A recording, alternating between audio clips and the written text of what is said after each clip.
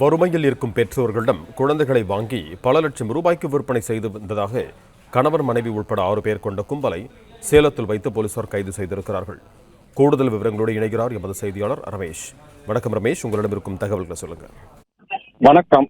குழந்தைகளை வாங்கி விற்று வந்த கும்பல் சேலத்தில் கைது செய்யப்பட்டு விசாரணை நடக்கிறது.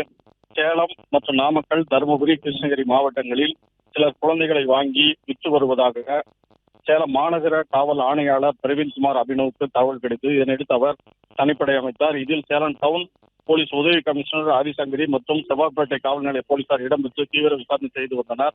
இந்த நிலையில் நேற்று முன்தினம் போலீசார் கணவன் மனைவி போல நடித்து சேலம் அருகே உள்ள பகுதியைச் சேர்ந்த மோகன்ராஜ்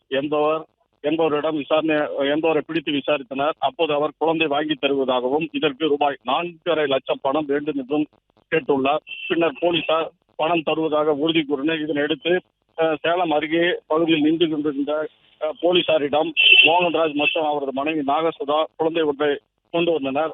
அப்போது மோகன்ராஜை போலீசார் பிடித்துக் கொண்டனர். குழந்தையை எடுத்து வந்த சித்ரா என்ற பெண் அங்கிருந்து தப்பியோடி விட்டார். இந்த சம்பவம் தொடர்பாக தற்போது மோகன்ராஜ் மற்றும் அவரது மனைவி நாகசுதா மற்றும் ஜனார்த்தனன், பர்வீன் பானு, பத்மாவதி, ஸ்ரீதேவி ஆகியோர் கைது செய்யப்பட்டு விசாரணை நடக்கிறது. இந்த தற்போது சித்ரா என்ற பெண்ணை போலீசார் பிடித்து விசாரணை செய்து வருகிறார்கள். பிளே ஸ்டோர் மற்றும் ஆப் ஸ்டோரில் இருந்து பாலிமர் செயலியை QR கோடு மூலம் பதிவிறக்கம் செய்யுங்கள். செய்திகளை உடனுக்குடன் பெறுங்கள்.